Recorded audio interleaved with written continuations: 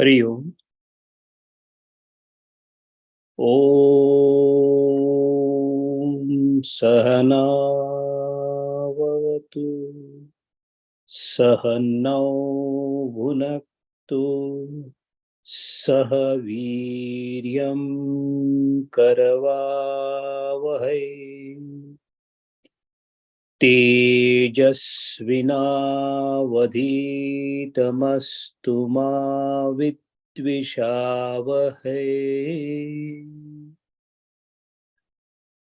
ओम शांति शांति शांति। श्रुति स्मृति पुराणानाम् आलयं करुणालयं नमामि भगवत्पादं शङ्करं लोकशङ्करं शङ्करं शङ्कराचार्यं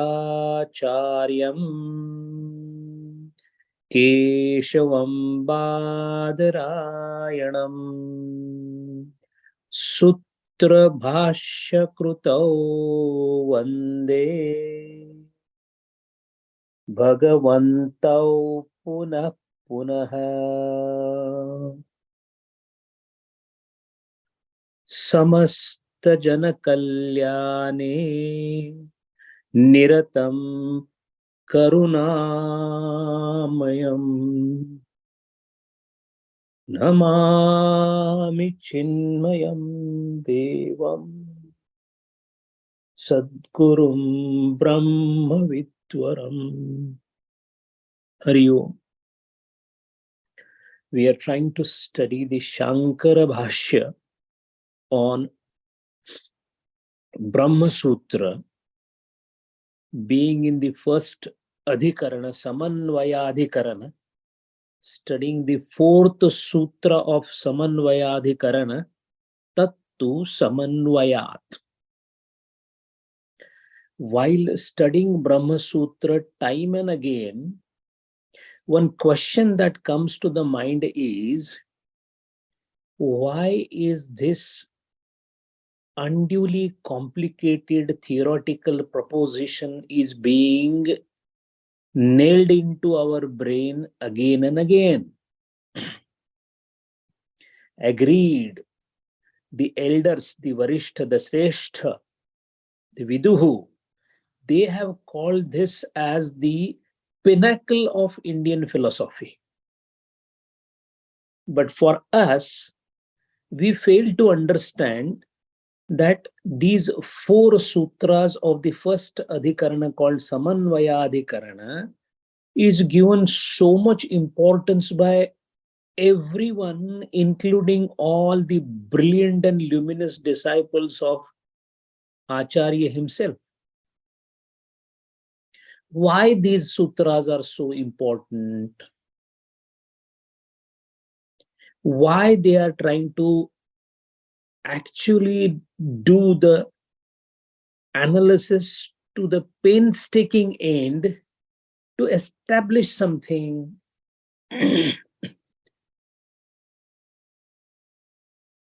technically speaking and logically speaking. Our aim in life has to be clear first. And those who are listening today, including the one who is speaking, the aim is pretty clear. I want to lead the life where there is no sorrow forever. Atishaya dukkha nivrutti is the aim of our life. Ask anyone, what are you trying to do? We have enormous amount of stories to tell about ourselves, our life, how difficult, how tough the world is. It is not easy to survive in this world. The world is almost like a battle every day and night. And it is so. It is our experience that We struggled very hard in the childhood, then in the studenthood, then as a grahastha, then for the children, then for the wife, then for the family, then for the money, then for something, then for something. It's been always a stressful journey that we have undertaken so far.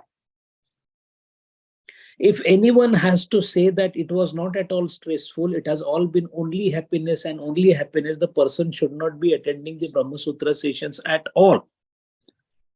But the fact is, reason could be anything. My failure at the stock market, or my losing a job, or my son not listening to me, or my wife shouting at me, or my husband not looking after me. The fact is, sum total of all the acts that we are doing, majority of them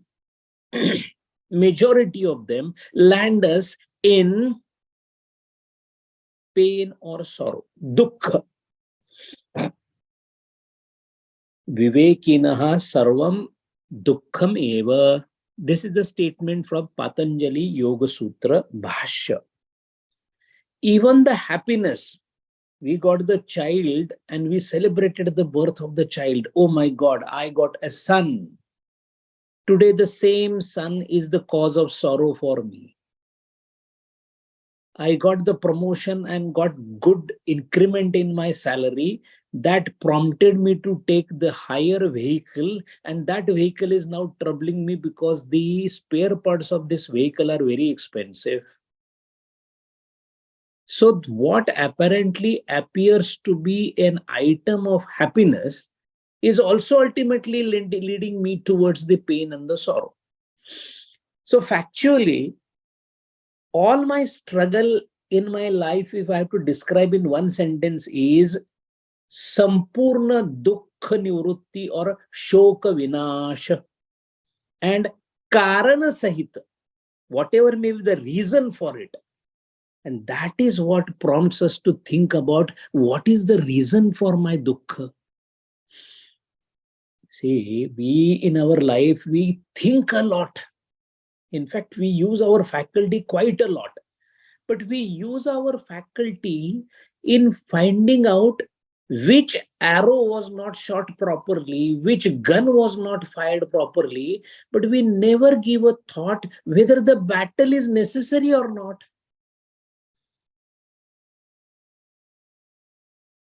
All our efforts are constantly directed towards avoiding the dukkham by planning the things. Let me invest some money. Let me save some money. Let me be very nice to the people. Let me do the networking with the people. All these are basically to guard yourself against the onslaught of sorrow. But we do not realize that symptomatic treatment for the disease is not going to cure the disease. Say there is a person having a brain tumor, he will get a headache. So I have got a headache, I must take a painkiller. Will not cure the brain tumor. All our life we are trying to basically extinguish the fire caused by the sorrow without realizing what is the basis of the sorrow. So this is where precisely the philosophy creeps in. What is the role of philosophy? The role of Tattva Jnana is to get into the arena to analyze the fundamental reason and then take care of it. There was a potter who was making the pot on the wheel. Every time he used to make a pot, it would break. Again, he would make a pot that would also break. So he started using his hands very carefully. He thought maybe the speed of the wheel is not proper, so let me give it little more speed or little less speed. Then he thought maybe his hands are not dexter enough, or they are not skillful enough. So he thought of using it very carefully. The fact was, the mud was not properly made. So howsoever he may try, unless the mud is properly made, pot cannot be made. Unless the cause of the sorrow is properly tackled, Sorrow will never go away. And this is precisely where the Tattvajnan came in, the Vichara came in, and as a result of which, everybody started giving their own opinions about it.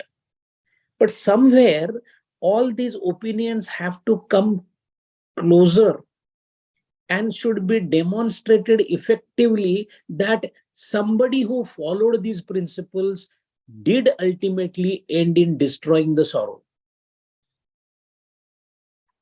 So amongst the umpteen paths and the thoughts that were adopted by the people, some of them who could really contemplate deeply on it and who lived by it came out triumphant, saying that, look, I got a way of destroying the sorrow forever. Since they got this way, as if going out of darkness towards the light, they were called rishis. And since they kept on thinking about the solution, contemplating about the solution, they were called muni. These munis or rishis, they being the pramana, because so many people will keep telling us so many things and the life is limited. When will I try everything? So compilation of such people who had come across those truths whereby they could annihilate the shok or the dukkha forever, their compilation being made at a level when they were no more humans, they were supramental ability that they had. Their collection of utterances formed a book called, a scripture called Veda. So it was agreed by all that whatever is written in Veda is the source for Shokanash. If you want to really do something about your life, if you are serious about forever getting rid of the sorrow, not temporarily. If you are temporarily interested in getting rid of the sorrow, don't read Vedas. You are anyway doing it. What is a temporary sorrow? I am running short of the money. Let me earn more money. So temporarily that sorrow will be done away with. I was sorrowful because I could not buy a four-wheeler. Now that I have got the money, I bought the four-wheeler. Temporarily the sorrow is alleviated. Now what happened? This car is only car we have, but my wife also requires a car. Another sorrow came. I again earned the money. Second car came. The temporary sorrow is alleviated. If somebody is interested in temporary alleviation of the sorrow, which is nothing else but the shifting the shoulders of sorrow, then such person need not be interested in finding out the permanent solution. But we have declared our intentions by becoming aware and awake early in the morning on Tuesday. To study Brahma Sutra itself means that we are prepared to go to the last length to know how can I really destroy the sorrow forever. And for such people, being Hindu, the scripture that we take as a praman or the storehouse of solution for the Sampurna Dukkha Nasha is a Veda. So far, everybody agreed. Why should then Veda be the only source for destroying the Shoka? There can be something other than the Veda. Why should the authority be given to the Veda? Some people thought like that and they were not wrong also. They thought they have gone out of Veda and also found a solution. Such people were called Nastika, the Buddha Darshan, the Jaina Darshan.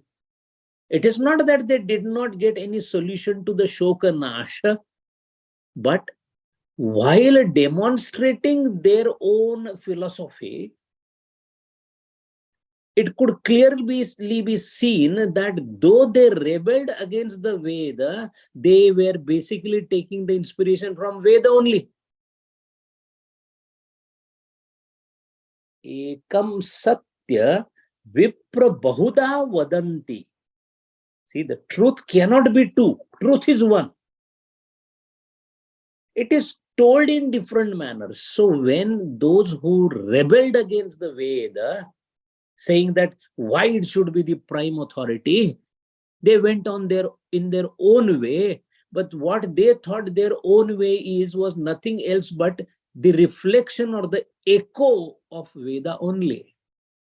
That is why Swami Vivekananda says Buddhism is the rebellious child of Veda, while Christianity is a distant echo. What it means is principle and fundamentals remain the same. Keeping the Nastik Darshana aside, which of course will be tackled in Brahma Sutra at a particular level, for those who agree Veda as Pramana, the Astik Darshana, they also differ in their interpretation of the Veda. All the Shad Darshanas agree that Veda is the prime source of knowledge to alleviate the pain and the sorrow forever. There's no doubt about it. All of them agree. Veda Pramanya.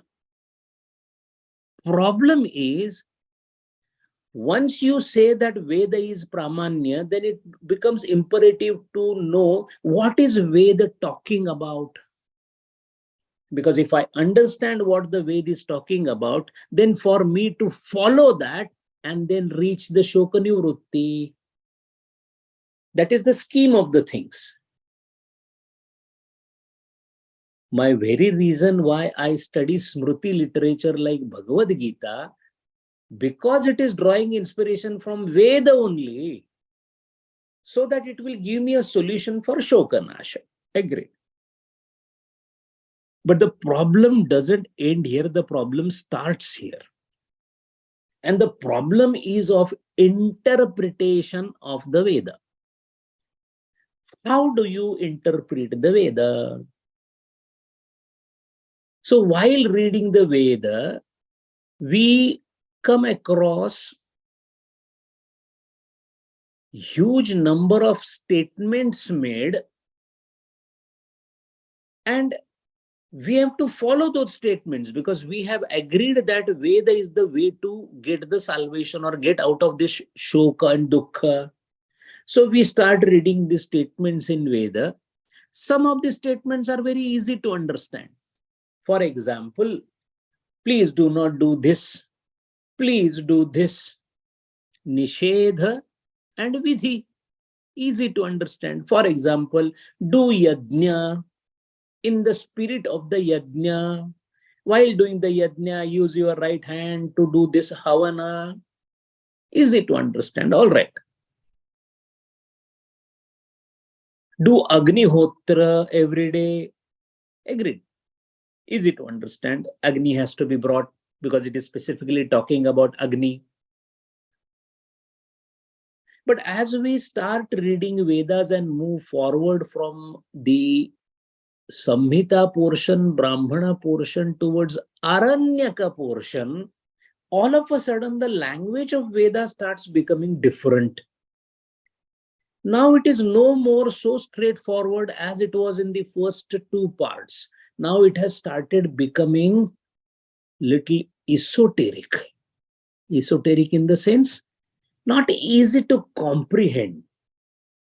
And as we move further from Aranyaka towards the last part of the Vedanta, which is also called Upanishad, that is the place where we find lots of statements which are very difficult to comprehend because they do not seem to be telling us correctly or exactly what we are supposed to do.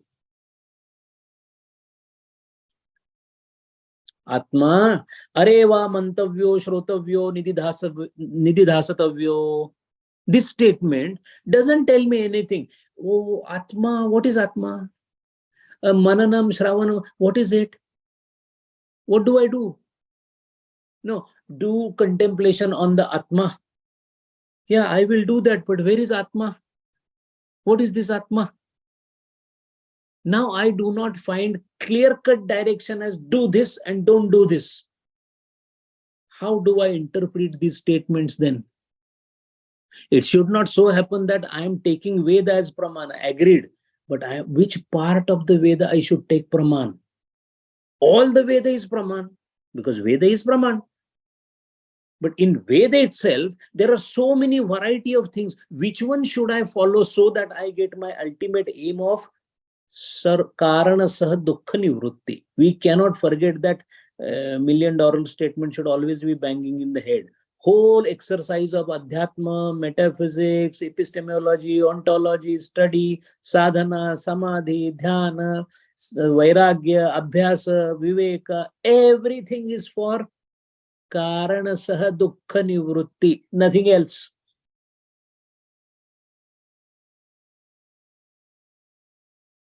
If this is so, then comes the biggest problem about the interpretation of Vedas of that part, which is not easy to comprehend.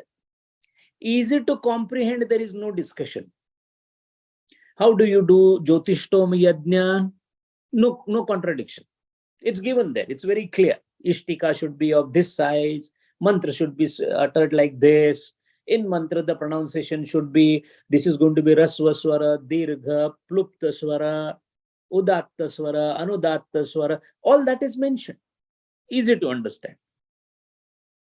The problem only comes to the later part or the end part of the Veda, where the interpretations are going to be little tricky. And that is where, unless that is sorted out, sadhana will be defunct. I am supposed to follow Vedas. I will follow Vedas in one particular manner. Another person will follow in another manner.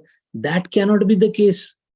If it is the same sword that is supposed to kill the sorrow, then how to handle that sword? There has to be a standardized way of doing it. Otherwise, a wrong interpretation, even of the right scripture called Veda, can lead to nothing. And at the end, my whole sadhana will become waste. So that is why I need to have absolute clarity about what is precisely Veda talking about, more precisely what Upanishads are talking about. Are these statements are meant for something to do, or these statements are meant for nothing to do? Are these statements giving me an order to do something in the life? Kaya, Vacha, and Mana. We have got three instruments to act. So is it telling me to use these three instruments and act? Because you act through three instruments, Kaya, Vacha, Mana. Ved are instructions. If they are instruction, they must be either related to Kaya or Vacha or Manam. Like the Yajna, it requires physically to do some act, Vacha to use mantra, and mind to contemplate, Upasana. So these statements must be talking about the either of these three, according to one thought process. The other thought process says that, sorry, sir, it has nothing to do with Kaya, Vacha, Manam. And that is where the biggest controversy sets in. Even now, all of us, we believe that, oh, avidya is the cause of that. We are not aware of Brahma. There is a avarana, there is a vikshepa. Ajnanam is the mula. Avidya iti moolam. All that we have done by heart. But ask honestly a question to yourself. What is avidya? Where is it? We don't have foggiest idea about ajnana. They say avidya, kama, and karma. These are the three knots. If you destroy these three knots, then you are done. This is what the scripture says. All right. Kama and karma, I understand. Kama, because I desire every day. I want to have a nice, beautiful wife. Desire. Another person says, I want to have a mango. Desire. I can see because I desire, others are desiring, we all desire. Yes, it exists. Karma. Yes, I work, he works, he is working, everybody is working. Nahi kaschit kshanamapi jatu tishtat. Bhagavad Gita only says everybody not only does, has to. So kama, desire, karma, understood. Desire and action is known to us because we see it every day. So its existence cannot be questioned by us because we work on it every day. But this avidya, ajnana that they talk about, we like a parrot always say that yes, avidya is the cause of everything. But where is it? Have we experienced it? No, we are embedded in it. That is what Shastra says. I don't get any knowledge about it. Think about this. Have you ever come across Ajnana or Avidya? Oh, our forefathers or Rishis told us, Gurudev told us, that's fine. Where is our experience? Gurudeva may have had an experience of Vidya, destruction of Avidya, Atmadnyan. That's fine for Gurudeva. Guru ki karni, Guru jayega. Chele ki karni, chela. What about me? Avidya, Ajnana is not known to me. If this is the case, then why should I interpret the Veda in the form of anything other than karma and karma? Unnecessarily, you are trying to bring something which is not existing, not experienced, and trying to literally force into the Veda. Don't do that. Now I'm talking about Purva Paksha. And Purva Paksha is Purva Mimamsa. I'm talking on behalf of Purva Mimamsa now. I'm creating a Purva Paksha. And it's a strong Paksha. See what they are saying. Kam I know, karma I know. So all that we do in our life is karma. Show me other than karma what we are doing. Think about it. We don't do anything other than karma. Even right now, Vachik karma is going on. Sharirik, that is Kayik, Vachik, and Manasik. These three types of karmas we continuously keep doing. Now, what about the Rishi who is doing sadhana or he's trying to get into samadhi? He's doing upasana karma. What about the person who is drinking alcohol? He is doing the karma of drinking alcohol. No, I was just thinking. Thinking is also a manasik karma. So we keep doing karma after karma, karma after karma. All right, prompted by desire. Agreed. But what we do in our life is karma. And if in our life we do karma and we are in trouble because we are constantly getting dukkha out of karma, that means what must be wrong? Karma must be wrong. So see the fundamental principle. In life, we do only karma. Currently also, everyone is doing a karma. Everybody currently, those who are doing the karma are in pain and sorrow. That means our karma is producing pain and sorrow. Isn't it logical? Absolutely logical. What do you do, sir? I do karma. Are you happy, sir? No, I'm not. That means something must be wrong with the karma. No, then I'll do one thing. I will stop doing the karma because every karma I do, the dukkha comes to me. I will stop doing karma. Immediately the scripture says, no, you cannot even for a moment, second, nimisha also stay without karma. That means karma is inextricable part of our life. No, but I will sit at one place and only breathe. That is also karma. When is it that you will not do a karma? When you will not exist. What does that mean? You have a shariram. If you are embodied, karma is inevitable for you. And that's why I should not think on bypassing karma. So that scope of mine is gone. Why was I trying to bypass the karma? Because karma is producing dukkha. This is our experience. Everybody will agree with it. Karma is producing dukkha. I cannot bypass the karma. So what is the solution left logically? Logically, the solution is I must know that karma which will not produce dukkha. Without karma, I cannot stay even for a second. So karma I have to do as long as I am alive in this body. If I am going to do the karma and I want that it should not produce dukkha, then I must do a karma which is not dukkha producing. Logical, extremely logical statement. So we all agree that, okay, for us, karma is must. For karma not to produce dukkham, which is our final aim in life, I must do that karma which will not produce dukkham. How do I come to know which karma should I do so that it will not produce dukkham? Sir, that is the reason why Veda is there.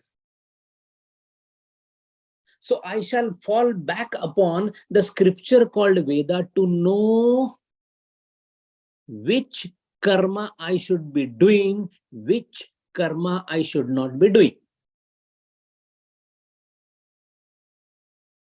My whole life is equal to karma, because sum total of all the karmas is my life. Sum total being karma, I have to rely upon the Vedas to know which karma I should do so that it doesn't produce shoka. That karma which will not produce a shoka, which I'm supposed to do, is called vidhi.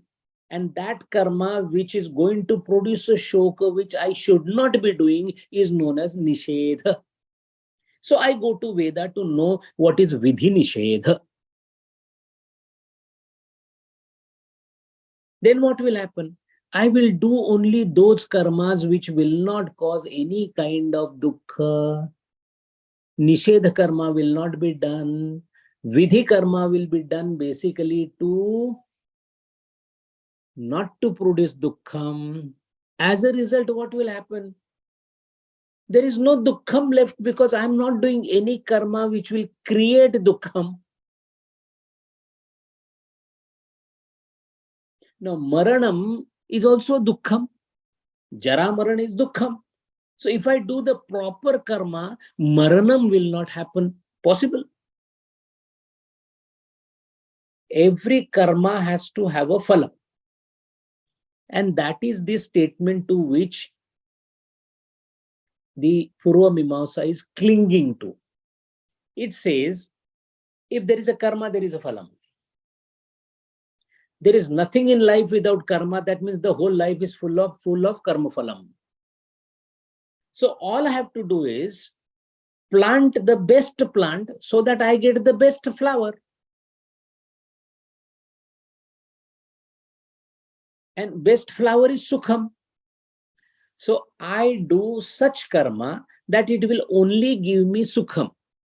Now my problem is the sukham doesn't last forever. I will do such karma that the phalam as a sukham will last forever.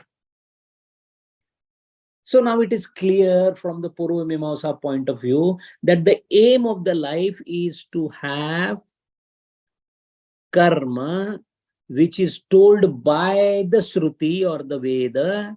So Shruti Vihita karma to get the sukham and ensure that this sukham is perpetuated to infinity. Khalas, that's it. What you require more? For example, this sharira doesn't last. It undergoes a dukkha called maranam. So you become amar. No, but I get lots of diseases. Jara. No, you have divya kaya. You will never get any disease. No, but I grow old. No, you will get into a situation where you will always remain kumar, taruna, chira taruna. And sukham. Keep enjoying the happiness forever. You will not die. You will not become old. This is all mentioned in Kathopanishad. In Kathopanishad, Shankara Bhashya, The description is given. And Dharmaraja is telling Nachiketa that, look, your body will not decay. You will have absolute youthful life throughout the life. You will be always young. No old age, no death, no dukkham, only sukham. That's it. Shoka nivrutti, sukham. According to Purva Mimamsa, this is the meaning of the Veda. And it is perfectly logical. Why it is not logical? It is perfectly logical. What more you require?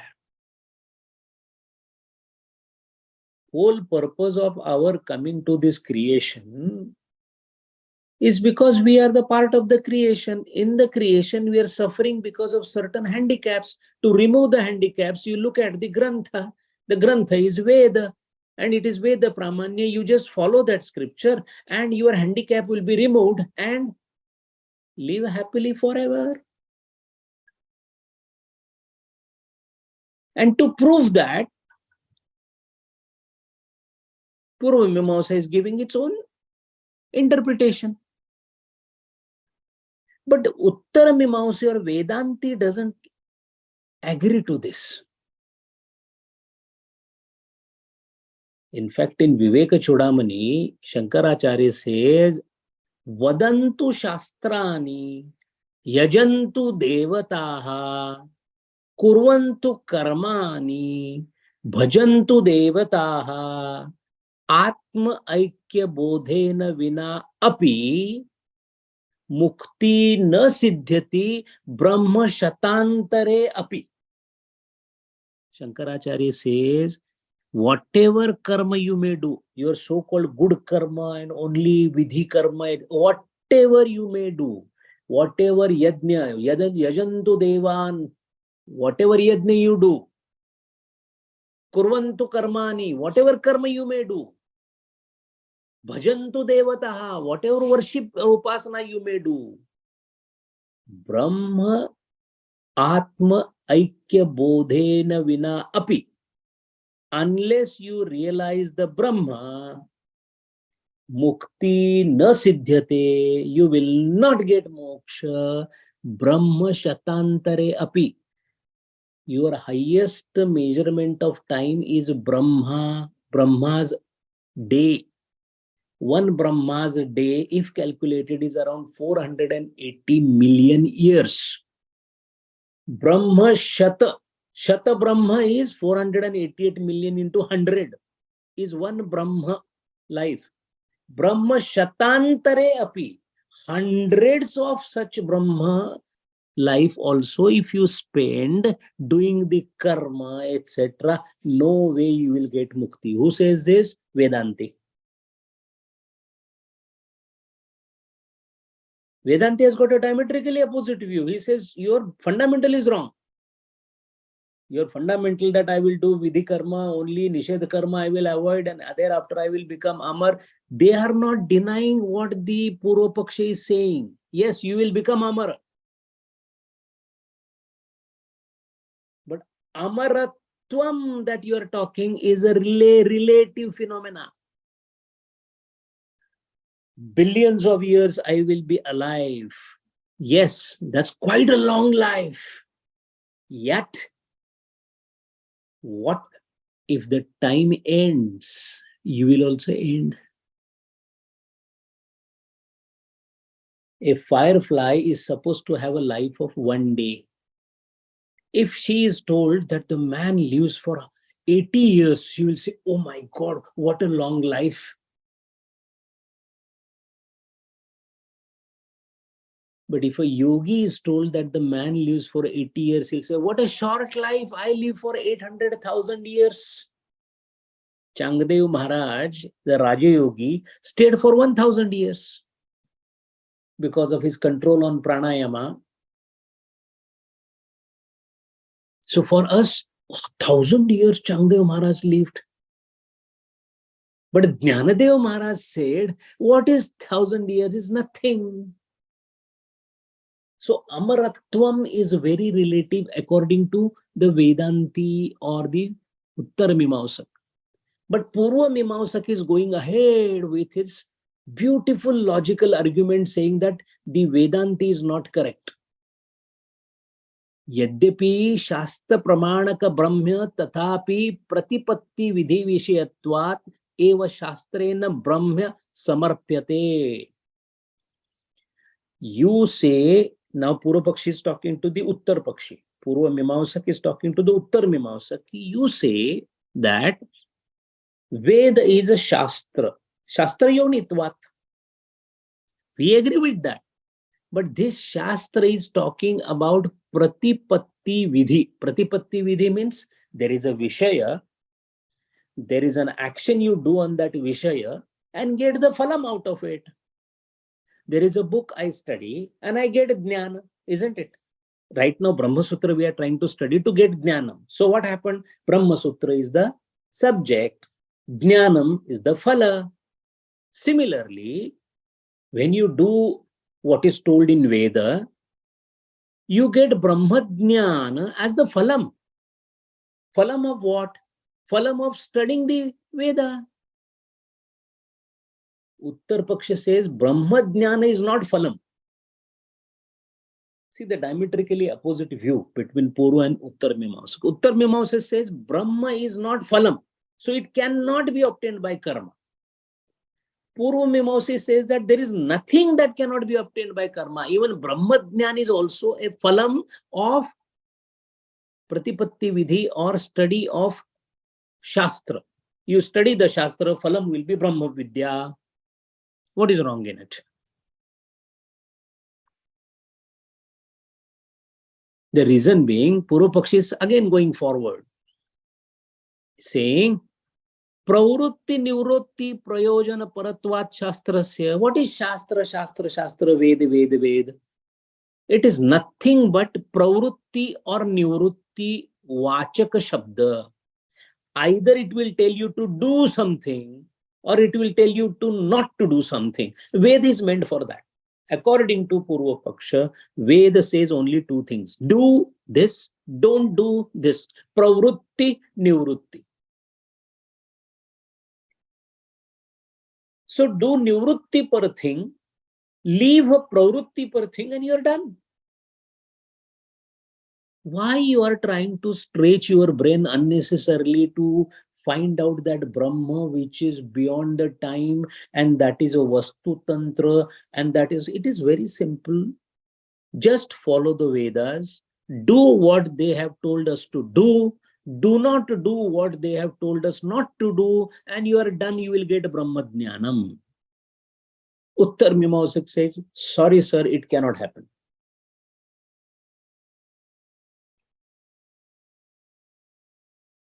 Purva Mimamsak is not going to leave it easily. He says, even the Vidwan, the intelligent people say, Drushto hi tasyartaha karmava bodhanam nama. The explicit purpose of Veda is karma bodha. Purva Pakshi is saying. Even Shabar Rushi, Purva Mimamsak says, Chodanam iti kriyayaha pravartakam vachanam. Karma pravrutti is the chodana. Chodana means the thought process of everyone is karma para, karma pravrutti para. If thought process itself is karma pravrutti para, then where is the question of this abstract thing called Brahma that you are talking? Brahma Jnana is also a karma thing. Do something and you will get karma Jnana. Purva Mimamsak says, do something. You have to do something and you will get Brahma Jnana. Uttar Mimamsak says, whatever you may do, doing will not give you karma Jnana, Brahma Jnana. Purva Pakshi is not leaving so easily. Again, Purva Mimamsak is giving another argument. Amna yasya kriya arthatvat anarthakyam tad arthanam. Any statement in Veda that does not talk about karma is useless, according to Purva Mimamsa. Why useless? Because Veda is karma pravrutti para. So any statement if you find there, first of all, there is no statement which is not talking of karma. those so-called Upanishadic statements which you say, Ham Brahmasmi, etc., is also a karma pravrutti para statement. Because if that is not karma pravrutti para, then it is useless in Veda.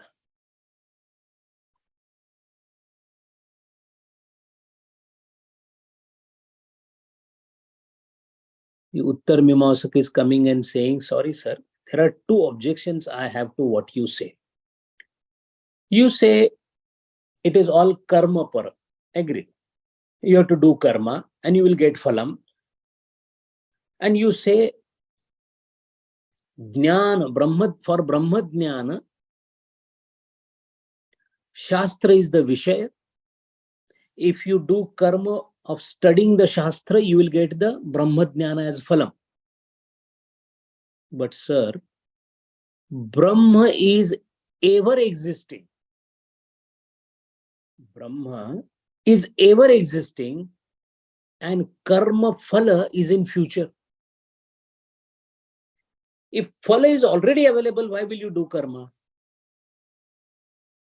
I want to eat mango. I have to do some karma. Get up from my place, go to the market, bring it, and phalam, the mango will be in my hand. But if mango is already there in front of me, why will I do the karma? So Brahma being Nitya Siddha, it cannot be a phalam. And the reason why it is not phalam is, it is not obtainable by karma. See the counter argument of Uttar Mimamsaka. The whole struggle is going on because what should we do precisely to get Brahmadnyanam? Why? Brahmadnyanam is the antidote for Sakala Dukkha Nivrutti. We should not leave the thread of Sakala Dukkha Nivrutti. The whole exercise, Adhyatma, Bhagavad Gita, Brahma Sutra, going to the temple, staying the prayers, doing the arati, all that we are doing is for only one purpose, Karana Saha Dukkha Nivrutti, nothing else.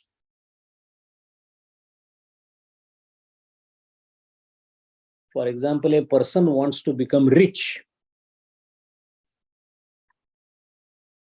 So what he does?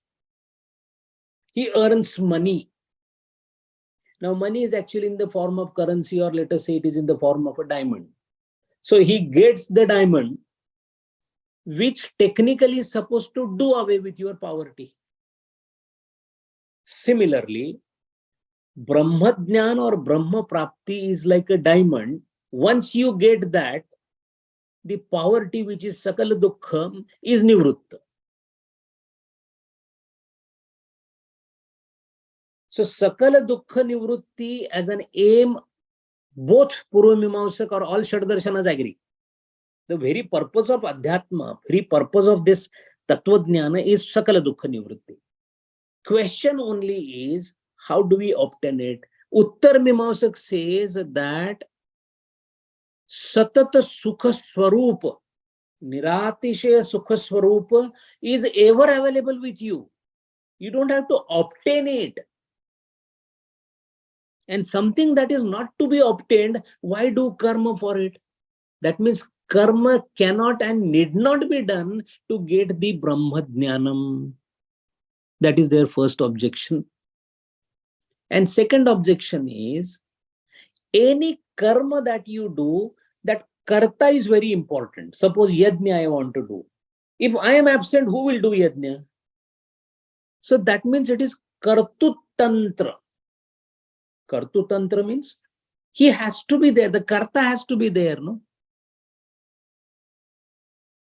I will sit for the yajna, I will bring the samidha, I will bring the ishtika, the bricks, and I will lay down the yajna, and I will start the yajna, chant the mantra, and then the phalam will come. That means it is kartu tantra. If I don't do yajna, phalam will not come. If I don't do jyotishtom yajna, I will not get swarga sukham. If I don't do kariri yaga, rains will not come. That means kartu tantra. I have to do something, then something will happen. But in case of Brahma Jnana, whether I do or I don't do, Brahma is always present.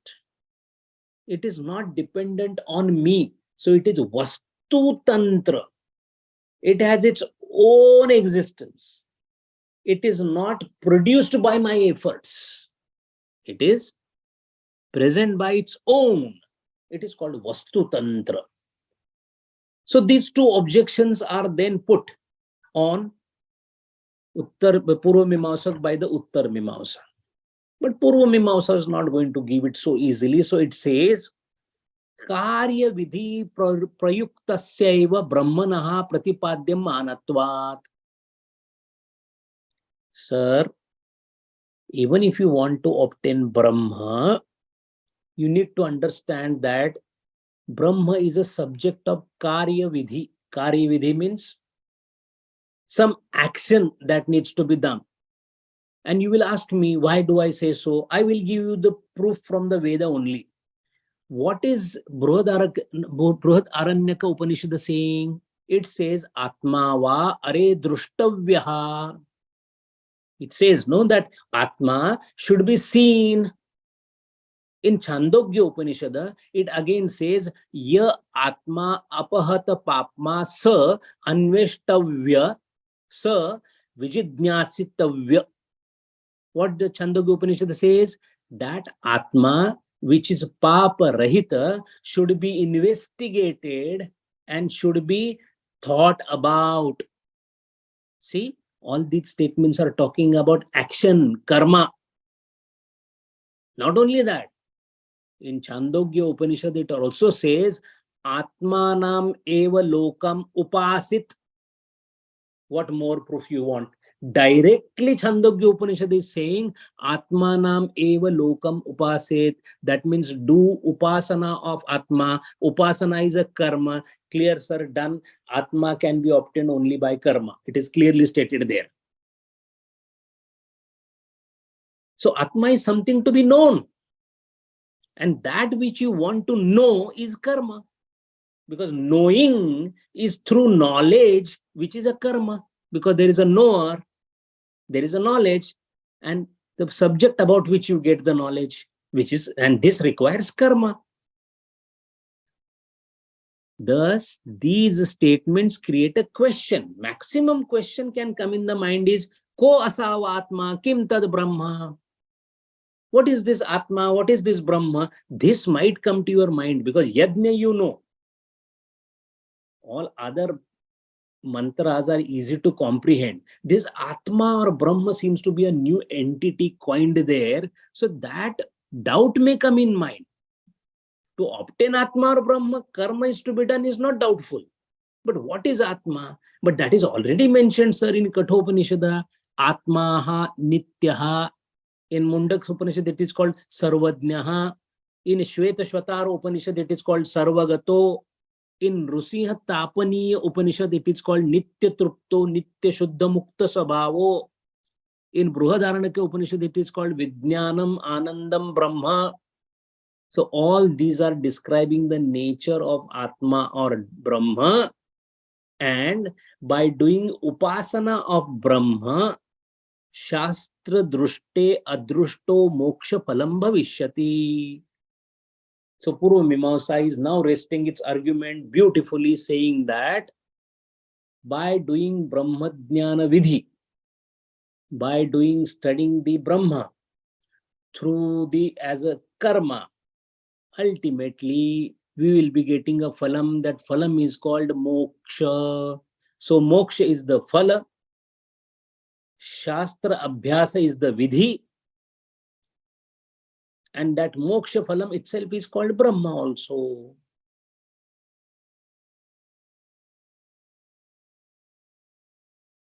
If this is the case, then why you are talking about Brahma not obtainable by karma? Purva Paksha is now presenting its own side. Another argument Purva Paksha takes, and that is very easy to understand.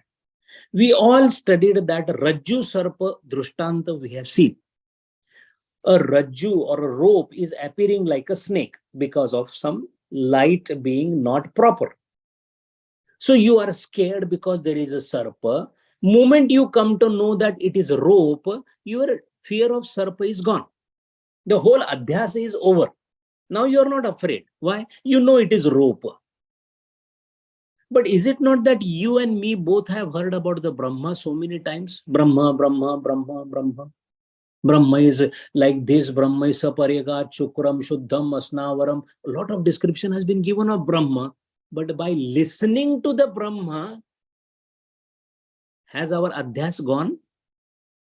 By listening to the rope, the adhyas of sarpa is gone.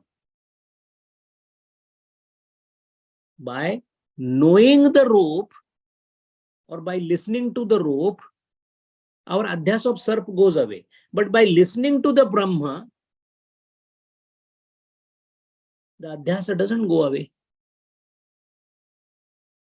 Nanu vastu matra kathane api rajju iyam na ayam sarpaha ityado samsaritva bhranti nivartena arthatvam drushtam tadaiha apya samsarya atma vastu kathanena samsaritva bhranti nivartanena arthavatvam syat. And if by listening to the Brahma, because you say you have to just listen to Tattvamasi statement and then you will become Brahmi Bhuta. We listen it every day. We don't become Brahmi Bhuta. We don't get knowledge of Brahma. You as a Uttar Mimamsak or you as a Vedanti, you are telling me that all you need to do to have Brahma Jnana is Shravana Tattvamasi Vakya, Mahavakya Shravanam. Every day I am doing it, but I am not knowing what Brahma is. That means Shravanam alone is not helping me. Shravana matra samsara bhranti Brahma swarupa Shravana matrena na tu nivartate. What do I do? Not only that, the Shruti is also telling me one more thing. Only listening will not help. So it says, Shrotavyo, Mantavyo, Nididhasitavyo, iti cha. That means, Shravanottara kala yoho, Manana Nididhyasana yoho, Vidhi darshana. Shruti only is telling, after Shravana also, you have to do Manana, you have to do Nididhyasana. What does it mean? Mananam Nididhyasana means what? Karma. Because Manana and Nididhyasana is Upasana. Upasana is karma. So my case rests, my lord. According to Purva Mimamsa, they have put forward all the points saying that Brahma Prapti is only through karma. Veda only speaks of karma. Sakala Dukkha Nivrutti is possible by following the Ajna of the Veda in terms of the karma. So all the Upanishadic statements are talking only about Upasana, which is karma, Upasana, nothing else. And the statement made by Vedanti that Upasana is a step to the final salvation, there is something beyond Upasana, is a futile statement, useless statement, no point in believing it. So all Vedantis are wrong. Purva Mimamsak are correct, because we have put our case very strongly saying that without karma, as told by the Veda called Veda Vihita Karma, there is no possibility of doing Sakala Dukkha Nivrutti. So it's very simple according to Purva Mimamsa. Sakala Dukkha Nivrutti is the aim. Veda Vihita Karma is the means or the modality that is to be adopted by the sadhaka. And the same moksha is the ultimate phalam that will give. And moksha is a phalam arising out of the karma. So moksha is not a non-karmic affair as the Vedantis call it. So don't believe in them. Just keep doing the sadhana, keep doing Veda Vihita Karma, do Anusthana, then graduate yourself after the Chitya Shuddhi towards Upasana. Your mind will concentrate in Upasana, and then in that ekagrata of the Devata or the Brahma that you put in front of you, because of this ekagrata as a karma, a phalam will be produced. That phalam is called Brahma. So Brahma is nothing else but Atma is nothing else but the phalam of Shastra sadhana through Upasana, and that is what is also called moksha, where you will be getting Amaratvam, Amrutatvam. That's it. You don't have to do anything. All you need to get is Amrutatva or Amaratvam. Amrutatvam is a state where there is no shoka, where there are no dukkhas of any kind, and that is what we exactly wanted. So sakala dukkha karana saha nivrutti, that means remaining in the abode of happiness forever, is moksha. That is what we wanted. So from this world, which is nothing else but the den of sorrow, I move towards a state where there is only and only sukham, is called moksha or Brahma Prapti according to Purva Mimamsa, while the Vedanti says these both are relative states. We are not going from dukkham to sukham. We are going to a state which is beyond sukham and dukkham both, is what the Vedanti is saying. How the Vedanta is going to defend its position against the arguments made by Purva Mimamsa is the matter of discussion for the next session, when Acharya starts refuting this Purva Mimamsa, which he himself has produced as Purva Paksha, by saying Atra Abhidhiyate. Now I start my defense. Hari Om. Om Purnamada Purnamidam Purnat Purnam Udachyate Purnasya Purnamadaya Purnameva Vashishyate. Om Shanti Shanti Shanti. Harihi Om Shri Gurubhyo Namaha. Harihi Om.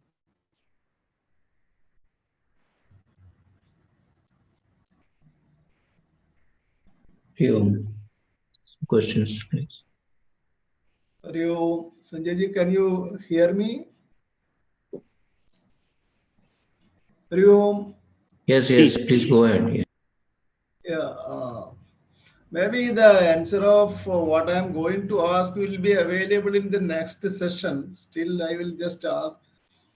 This karma, Bhagavad Padar says, whatever karma you do for attaining this realization or moksha, those activities should not be taken as a karma, because everything else can be taken as karma, but particularly this one for attaining Brahma Prapti should not be considered as karma. There is such an argument. And karma, as far as karma is concerned, there is an argument that it can be done in different way. Kartum va, anyata kartum va. So these two arguments are raised by. I have read about that some time back. So what is that? Can you explain, please? Yeah. Moment you say kartum, akartum, anyatha kartum, the word kartu itself says that it is karma. Wherever there is adhishthana present, as per the 18th adhyaya, if the 5 components are present, then it is bound to be a karma. Till the time, even in the upasana or the sampradnyat samadhi of Raja Yoga, the yogi is aware of the fact that he is the one who is doing the sadhana. This awareness of oneself, to be aware of the fact that he is doing the sadhana, even though it is at the faintest possible level, which is in Shastra called as Sukshma Antakarana Vritti. Till the time it is there, it is karma only. The time when the meditator dissolves its meditatorship, that means the time when he moves from Sampradnyat or Salambana to Niralamba Samadhi, nirbija samadhi. There is no bija, there is no alambana of oneself. So in the time when meditator dissolves its meditatorship, that is the point where karma ends. And that is the time, as per the Acharya, Brahma, Atma, Aikya, bodha happens, and then the mukti happens. That is called as the real or Sayujya Mukti. Hari. Yeah, but see, when I dive into the water, I am not taking a handful of water from the river. I am just diving it. So bhalam is, if I bring some water, that can be called balam. But I dip inside and I am becoming, I am fully immersed in the water. Then can it be called a karma balam? I am seeking karma balam. The dive that you referred to is nothing else but a slow and continuous process of dissolution of I-ness, asmita, into the water. A time will come when on the previous side you will be aware, and a point will be there beyond which you will not be aware. So that is the point of time which Gautam Buddha called that I had it under the Vruksha, Bodhi Vruksha. So in that morning of full moon day, midnight or sometime in the early morning, there was a kshanam that Buddha got where this process happened. Process of dissolving yourself and leaving the last remnant of your own antakarna. That is the point where karma also ends and everything ends, including karma. Till that karma, feeblest form, is still available because of presence of the faintest trace of the karta that in him. Okay, we will. Thank you. Thank you. We will discuss further in the next session. Thank you. Hari Om Sanjay ji, Bhuvan here. I have two questions. One, a very simple question is that the Purva Mimamsa is nothing but the Karma Kandi. Are they Yes. same? Yes. The second question is how Brahma Sutra is different from Vivek Chudamani, because whatever today you said, I'm reading Vivek Chudamani, I'm finding everything is there as well. So just wanted to understand from your perspective how they are different, or are they same? Viveka Chudamani is the same Amrutam that is there in Brahma Sutra, presented in a different flavor. Ji. Acharya is talking about same Satya. When Tavakra Gita speaks about it, when Bhagavad Gita speaks about it, when Viveka Chudamani speaks about it, it is the same Satya given in a different flavor, depending upon if it is a Prakarana Grantha or not. A particular issue is taken and threadbare put it in a fantastic flavor. So that is why Acharya has excelled in Viveka Chudamani in exposing Brahma in a different light altogether, while the subject of Brahma Sutra is to defeat all other arguments and ultimately establish the supremacy of Uttar Mimamsa. That is not the purpose in Viveka Chudamani. In Viveka Chudamani, it is presumed that Uttar Mimamsa is at the pinnacle and then explained further. That is the only difference. Hari.